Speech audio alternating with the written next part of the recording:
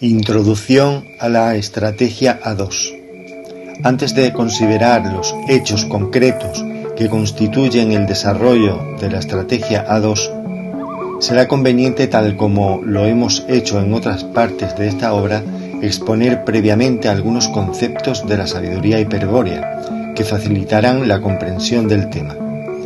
Si observa la figura 1, podrá apreciarse que la estrategia 0 ha impulsado dos líneas de acción, una netamente occidental. Se inicia con la estrategia de la runa de oro a los cátaros de Montsegur para su custodia, y otra asiático-occidental empieza cuando Gengis Khan recibe el signo del origen. Esta segunda línea y en general toda la estrategia A2 se fundamentan en un principio de la sabiduría hiperbórea referente a la misión que les corresponde en la historia a los pueblos mongoles. Debemos, pues, conocer este principio y también definir qué debe entenderse por pueblos mongoles. Pero eso no es todo. Al conocer la misión de los mongoles, nos preguntamos por el verdadero significado del nombre Kali Yuga, con el cual se denomina a la era actual, y tal interrogante nos obligará a reflexionar largamente sobre los conceptos modernos de la edad histórica e historia, antes de arribar a una definición que exprese claramente el concepto hiperbóreo del Kali Yuga. Estos y otros asuntos de similar importancia serán el objeto de la introducción.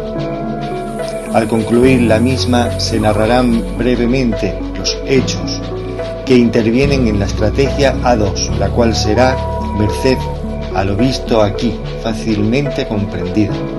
Primero, por mongoles debe entenderse no solamente a una comunidad racial de características étnicas definidas, sino a aquellos pueblos que, poseyendo tales características étnicas, han habitado desde muy antiguo el territorio de Mongolia, es decir, en ese mar desecado entre los montes Altai, Kangai, Sayaski y Tannu Ola y el desierto de Gobi al SE.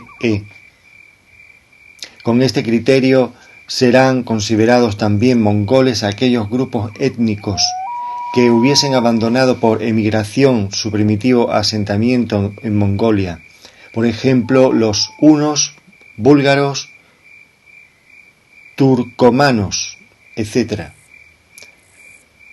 La necesidad de ligar a unos pueblos amarillos, a menudo nómades, con un determinado territorio para considerarlos recién como mongoles, proviene de la particular importancia que la sabiduría hiperbórea le asigna a una amplia región de Asia Central, a la que vagamente suele identificar como Mongolia. En efecto, en Mongolia se encuentra el centro de menor intensidad del Kali Yuga, concepto que explicaremos más adelante en el párrafo. Pero ahora podemos adelantar que es en virtud de la calidad geocronológica de Mongolia que los pueblos provenientes de sus confines realizan siempre movimientos significativos para la historia de la humanidad. El origen mongol, o sea, el hecho de provenir de Mongolia, es un signo fundamental para comprender la estrategia de los Siddhas, pues, segundo, la misión de los mongoles en la historia es pujar a los linajes hiperbóreos de raza blanca hacia el Kali Yuga. Tercero, sin una adecuada aclaración, la afirmación segunda no será comprendida, pues existe una generalizada confusión entre los conceptos occidentales de historia y tiempo histórico, y el antiguo concepto oriental del Kali Yuga. Quien entienda el Kali Yuga como un simple periodo histórico a la manera occidental hallará seguro sin sentido la afirmación de que los mongoles deben empujar hacia el Kali Yuga, pero, como dijimos, ello es producto de la confusión. Ante todo, ¿cuánto representa en tiempo cronológico el periodo del Kali Yuga? Aunque existen diferencias según se interpretan los textos sagrados hindúes por una u otra escuela, podemos tomar como aceptable la cifra que aporta Rama Prasad: 438.000 años. ¿De dónde sale esta cifra? De un complejo sistema mixto de división del tiempo que, en la parte que nos interesa, dice: un año solar de 365 días, 3 horas, 30 minutos y 3 segundos es igual a un día y una noche Daiva. 365 días y noches Daiva es igual a un año Daiva.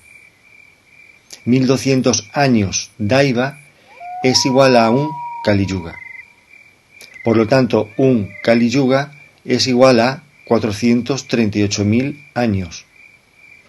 Como cabía esperarse, el Kali Yuga comienza en la época Atlante, en aquel momento en que los Siddhas traidores se instalan al frente de la civilización de la Atlántida, donde serían conocidos como Siddhas de la faz tenebrosa. Pero esa es otra historia. Sabemos ahora que un Kali Yuga es un periodo de tiempo extremadamente largo, mas ¿es solamente un periodo de tiempo? ¿Qué significa entonces el nombre Kali adosado a Yuga, que significa periodo de tiempo? Para responder con claridad vamos a recurrir a algunos conceptos antiguos que no son de ningún modo desconocidos en Occidente, pero que la moderna historiología ha dejado de lado, o si los términos le resultaban útiles, los ha empleado pervirtiendo su sentido. Es lo que ocurre con la palabra edad de la mitología griega, de oro, de plata, de bronce y de hierro, que ha sido vaciada del contenido conceptual primitivo y empleada de manera profana para designar partes arbitrarias de la historia oficial: edad antigua, edad media, etc. Cuarto, aparte de que la historia oficial abarca un periodo de tiempo ridículamente corto, de 7 u 8.000 años, en relación con la antigüedad de millones de años que presenta la especie humana sobre la Tierra, las edades en que se divide a la misma solo tienen un objeto: señalar ciertos intervalos entre sucesos importantes. Para comodidad mnemotécnica de los historiadores y pedagogos, por ejemplo, la Edad Media comienza en 476, cuando Odoacro depone al emperador Rómulo Augusto, es decir, con la caída del Imperio Romano, y acaba cuando los turcos toman Constantinopla en 1453. A partir de esa fecha se entiende la Edad Moderna. Esa manera de marcar los límites de las edades nos recuerda a la democracia geográfica de las fronteras, que por lo general solo existe en la mente de los hombres y en los mapas. Sobre el terreno a veces nada hay que indique que tal país termina aquí y tal otro comienza más allá. Incertidumbre que no impide que se crea ciegamente en la frontera, como algo existente en la naturaleza, por lo cual es posible y deseable luchar y morir. Que no se diga que un río, por ejemplo, constituye una frontera real. Un río es solo eso: un curso de agua, un accidente geográfico. Cualquier cartografía que se le atribuye proviene de un error gnoseológico. del olvido de que un límite geográfico es una convención entre hombres, tal como los símbolos del lenguaje, y que por dicho carácter simbólico pertenece a la psique colectiva, es decir, a la esfera subjetiva, y no a la realidad objetiva como podríamos creer ligeramente. La cartografía consiste en representar gráficamente signos correspondientes a la configuración de la Tierra y sus accidentes. El mapa entonces posee una relación cierta con la realidad territorial. Por tal relación es unívoca. En otras palabras, es verdad que esa línea del mapa representa la orilla de aquel río. No es cierto, en cambio, que al pintar esa línea con un color determinado para representar una frontera, ello corresponda a alguna cualidad de la realidad territorial considerada. Al igual que aquellos que creen en la realidad concreta de una frontera cartográfica que solo existe en los mapas y en su imaginación, hay mucha gente en estos días que acepta ingenuamente la división por edades de la historia y hasta se da el lujo de emitir juicios valorativos. La edad antigua fue pagana, la edad media oscurantista, la edad moderna brillante, etc.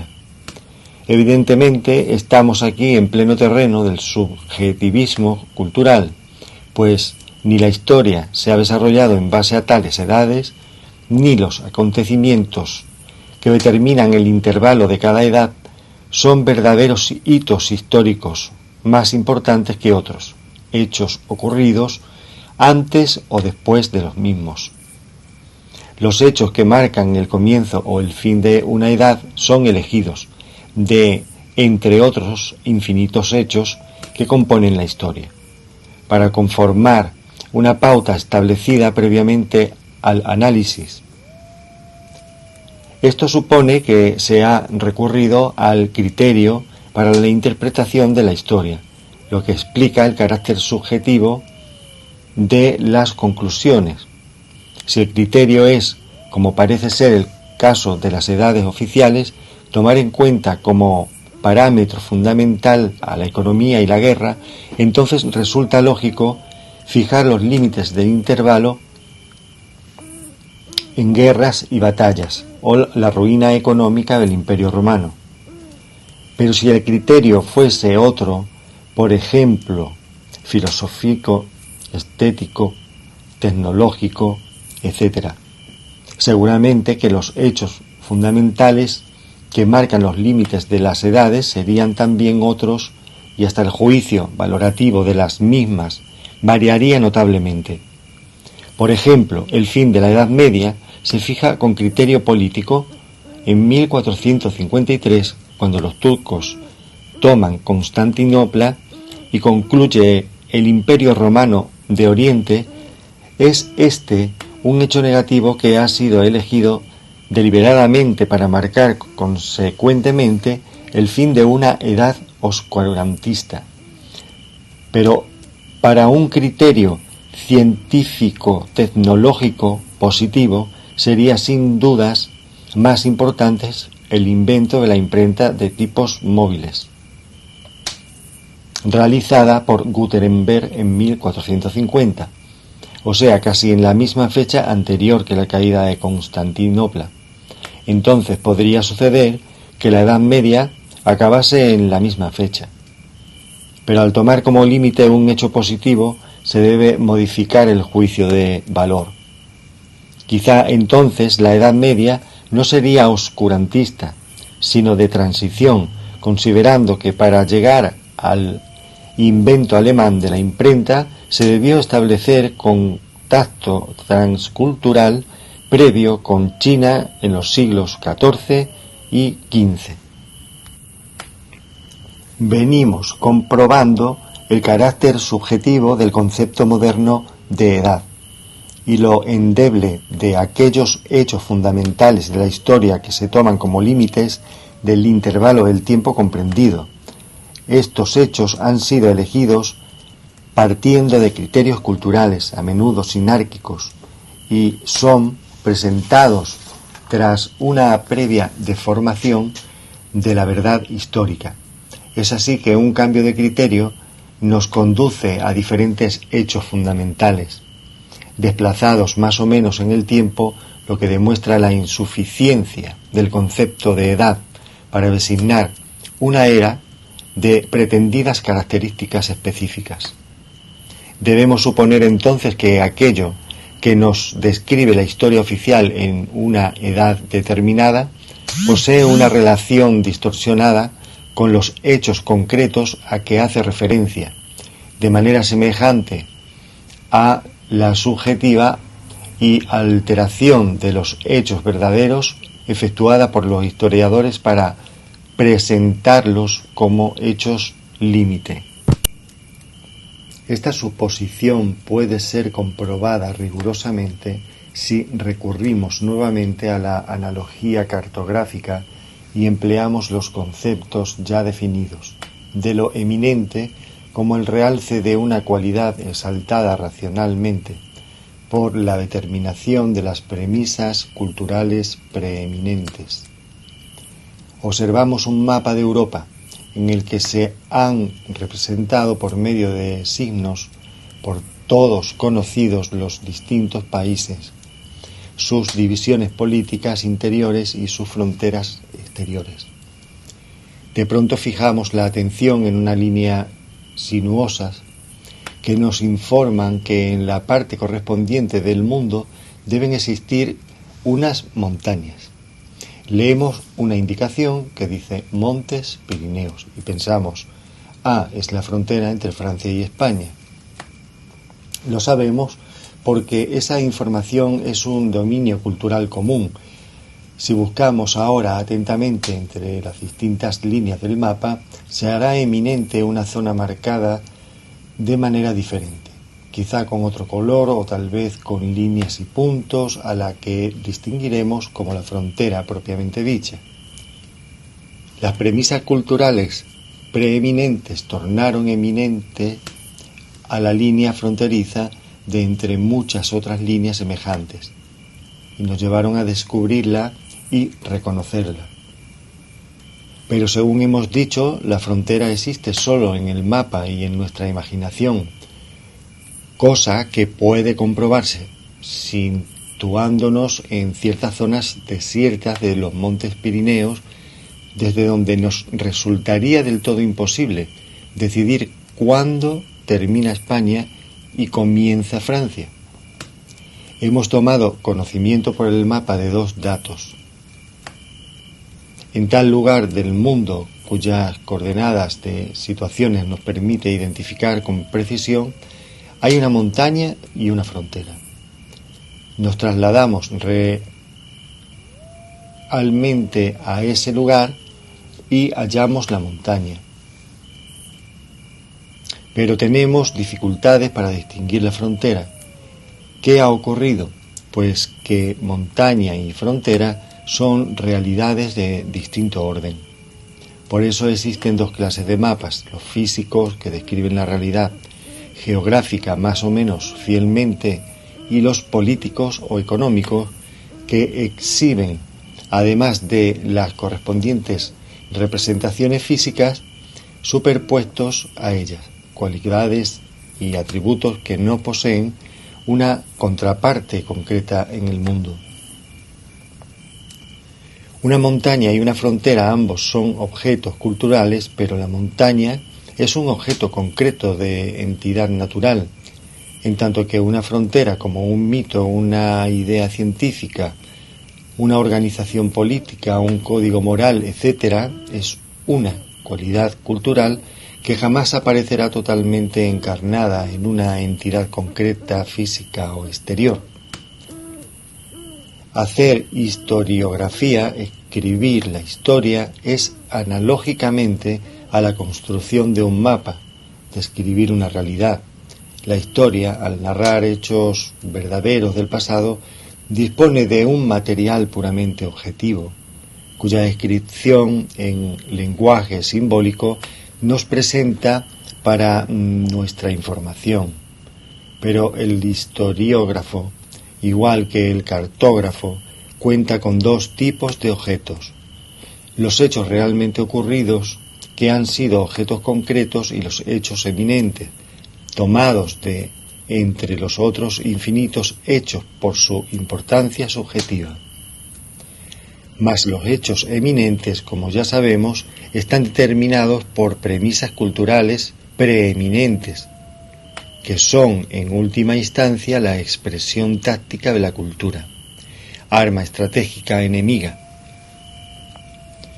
Es así que si al estudiar la historia notamos que se nos presentan los hechos descritos con cierta objetividad, estamos, como en el caso del mapa físico, ante una representación más o menos directa e indeformada de la realidad.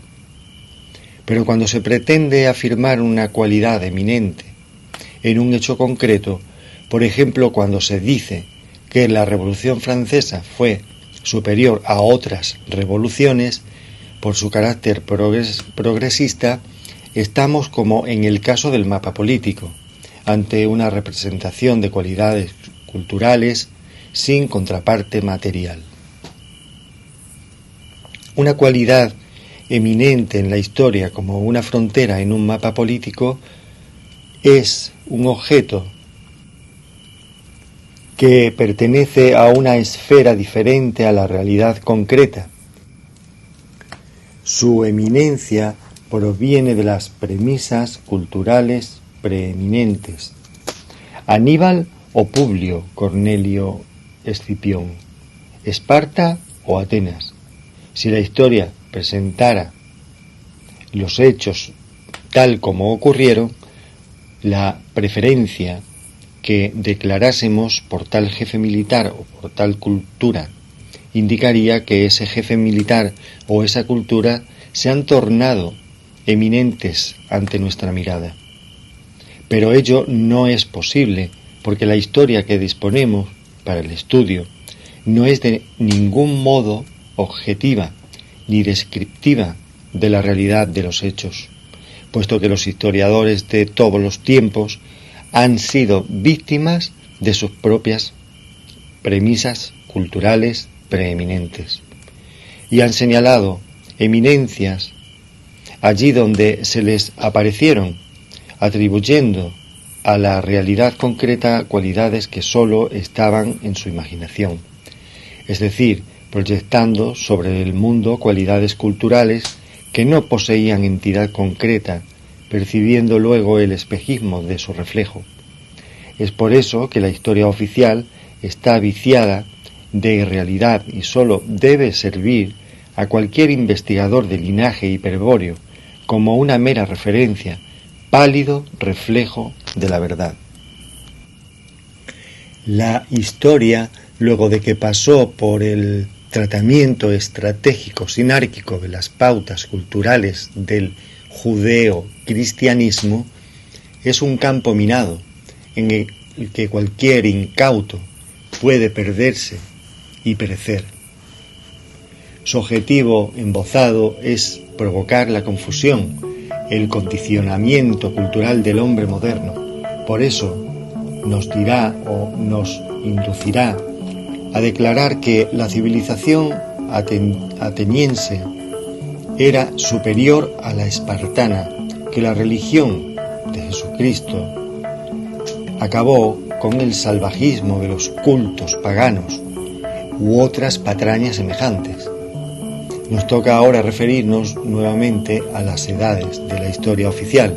Se hará evidente luego, de lo visto hasta aquí, que el concepto moderno de la edad es sólo un intervalo de tiempo arbitrario, señalado en sus extremos por ciertos hechos eminentes para los historiadores, quienes indudablemente están condicionados por premisas preeminentes, que son en definitiva pautas sinárquicas asimiladas inconscientemente por ellos. Para comprobarlo, basta remitirnos, por ejemplo, al límite más próximo de la Edad Media, notando que la caída de Constantinopla ha resultado eminente para la mayoría de los historiadores, por sobre otros hechos contemporáneos, entre los cuales se destaca el invento de la imprenta. Tal como dijimos, esta larga crítica ha de habernos mostrado claramente que una edad de la historia oficial es un objeto cultural concebido a partir de una mirada subjetiva de la historia, limitado por hechos eminentes que son deformaciones de los hechos verdaderos. Pero tal edad, en cuanto suma de hechos eminentes, es un ejemplo extremo de un objeto cultural que guarda una relación distorsionada con la realidad concreta de los hechos históricos que representa. Es por eso que el concepto moderno de edad no posee casi contenido. Es una cáscara hueca que apenas alcanza a cubrir algunas mentiras sinárquicas. Justamente nuestra tarea inmediata será dotar a la palabra edad de un nuevo contenido, que en verdad es su antiguo significado, pues debemos servirnos de ella para definir en términos castellanos el concepto de Kali Yuga.